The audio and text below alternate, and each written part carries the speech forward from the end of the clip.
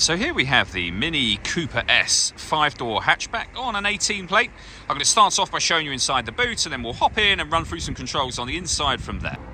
As we approach the back of the car, you can see we have reversing sensors, plenty of boot space as well, along with that 60/40 split folding rear seat should you wish to increase this space even further. And you can increase that space further again by folding this tray section away, which you can remove as well. Okay, now that we're inside the car, we're going to start with the dials. On the left-hand side, we have the rev counter, we have the speedometer in the middle, and the fuel gauge over on the right-hand side. Also in the middle, you can see the total miles for this car, which are 14,209. You can change information displayed directly above that by pressing a button on the end of the indicator stalk for various bits of trip computer info, including a digital readout for the speedometer, which you can see displayed there now. If we back out to the steering wheel, we have over on the left-hand side cruise control and speed limiter, and on the right-hand side your stereo and phone controls. Just behind the steering wheel, the minus and plus pedals so that you can change gear manually with this automatic gearbox should you wish to do that. Over in the centre, you'll then find the main screen for the car. So up on here, amongst other things, you can have your satellite navigation displayed. This is BMW's Mini's Media Pack XL. So it's the extra wide screen that you find in those cars.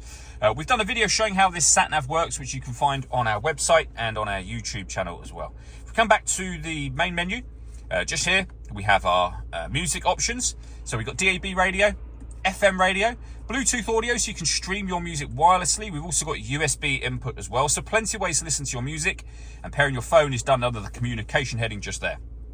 All the movement I'm making on the screen is all being done using this dial just here. You can use the collection of buttons that surround it, but basically everything can be done off of that dial.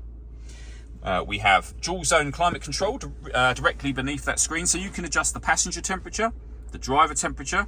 You can increase and decrease the fan speed from on here. You can determine what direction you'd like the air to be distributed in as well. When you're happy with those settings, you can turn your air conditioning on with that button. Same button again will turn it off, or hit auto.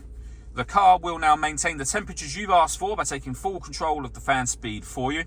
You can override that at any time you wish to. Just press the auto button again, you'll go back to whatever setting you had it on previously. Beneath that, we've got a heated driver seat with 3 different heat settings. The same over here for the passenger side as well. We can recirculate the air that's in the car with this button. That's a great way of heating it up or cooling it down quickly depending on the temperatures you've set. And then beneath that, we can turn off the stop and start. This car is designed to cut out when it's stationary in traffic to save you fuel. That system is off when that light shows. You can start and stop the engine from here. You can turn the traction control on and off. And this button will change the driving setup of the car. So it can put the car into sport, mid, which is your everyday driving, and green as well. We then have the gear lever for the fully automatic gearbox just here. The last thing I wanted to mention are the 2 sunroofs you can see just here.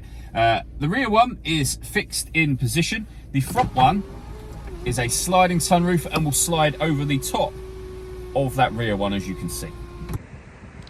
All that leaves me to say is thank you for taking the time to watch this video. If you'd like to come and see the car in person and have a test drive, please feel free to call either of our MJA sites. We'd love to hear from you soon.